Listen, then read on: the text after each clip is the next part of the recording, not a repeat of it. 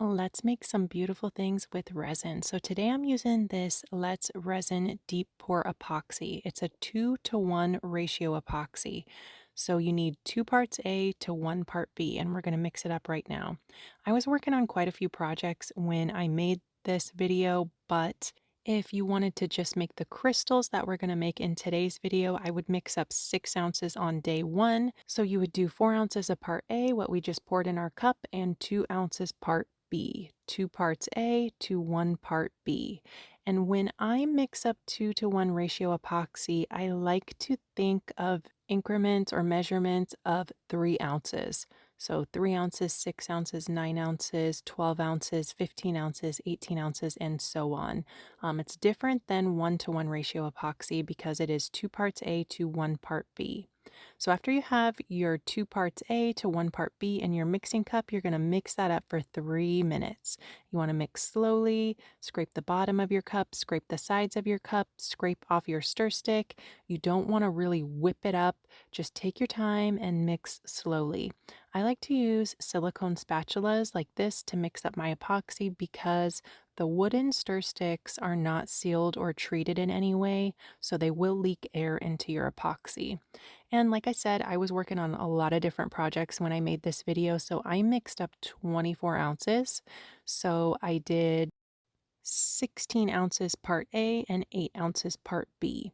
So that's 2 parts A to 1 part B. I know the 2-to-1 ratio can be really confusing, but if you just think of measurements of 3 ounces, then you'll be good to go. And when you get your 2-to-1 ratio epoxy, you're going to see that the part A is 2 times as large as the part B. And I love deep pour epoxy for projects like we're going to be making today. It has hardly any bubbles, which is amazing. So it's been 3 minutes. We're going to take this mix and pour it into a new clean cup. I always do this when I mix my epoxy. I use the double cup mixing technique. This ensures that your epoxy is 100% mixed. And you can see right here, when I'm scraping this out, there's like a darker kind of striation in the cup. That is not mixed. It looked like it was mixed when I was just looking at it, but it is not mixed.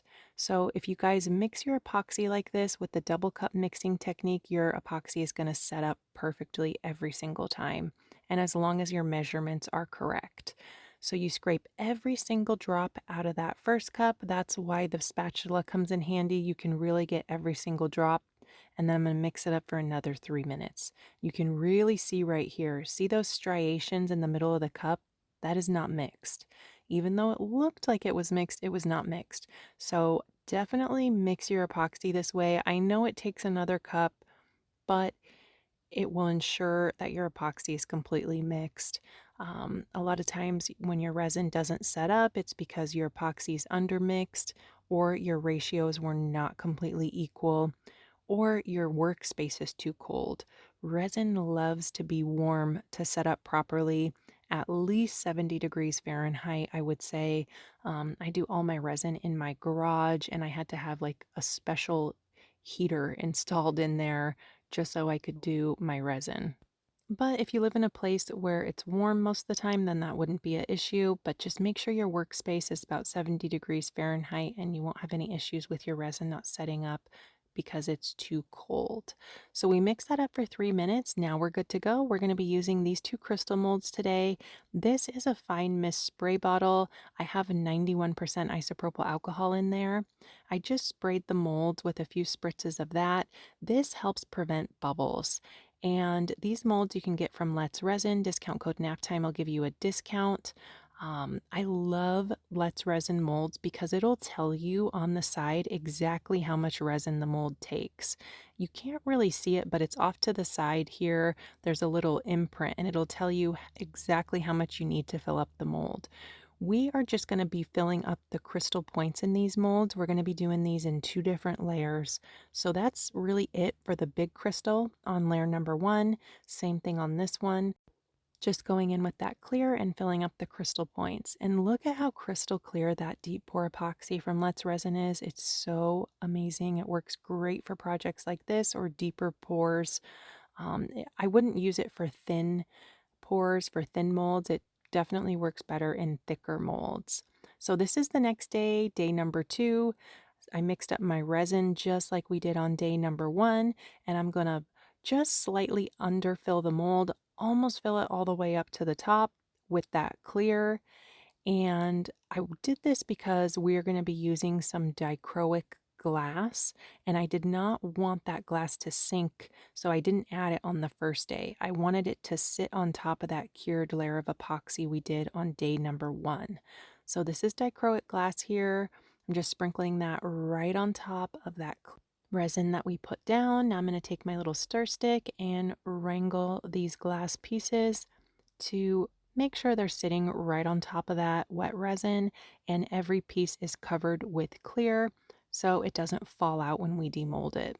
And these pieces will have a textured backside to them because of the glass, so just keep that in mind. Like if you're giving these as gifts or selling them, tell people to handle them with care because the back is going to be a little bit textured. And that's really it. I just made sure that every piece of the glass was covered. Let it cure overnight. Here we are on day number 3, getting ready to take these out of the mold. I was really excited to see how these turned out because that deep pour epoxy from Let's Resin is so crystal clear, and I just knew that it would go perfectly with this glass. And check out the beautiful colors on this piece. So, so gorgeous. It's like instant happiness for me whenever I see these colors. I love everything iridescent, holographic. You know, if you've seen any of my other videos, I love all things iridescent and holographic. They are my all-time favorites. So I was really excited to make these. Definitely check out Let's Resin for these molds. They're really affordable. You get both of the molds for I think $12.99, and my code NAPTIME will give you a discount. And if you're watching this video on YouTube, I will link all the materials I used down in the description box. And on the bigger crystal, you could see I had a little bit of overspill, and that's no big deal. I'll just take my nippers and nip that off. If you're having a hard time getting it to trim off, you could always hit it with your heat gun a little bit, and then it will trim off nice and easy for you. You could also use some really sharp scissors, but for some reason, every single pair of scissors that I have are dull. So I like to use these little nippers you can get off Amazon for jewelry making. They're not too expensive, and it works great for trimming around the edge of resin if you have any overspill. And here's how the little baby crystal turned out. So, so cute and adorable. Really, really pretty colors. Let me know which one's your favorite down in the comments. Do you like the bigger one or the smaller one? I think this one, I'll drill a little eye screw into it and turn it into an ornament. And I might even do that with the bigger one too. I think that would be really pretty on a Christmas tree, or you could use these for decoration. They're really pretty on a shelf or an end table or a desk as well. So, so gorgeous. But thanks so much for watching. I hope you guys like this video. Don't forget to subscribe to my YouTube channel, Naptime Creations, and I'll see you guys soon for another video. Bye, guys.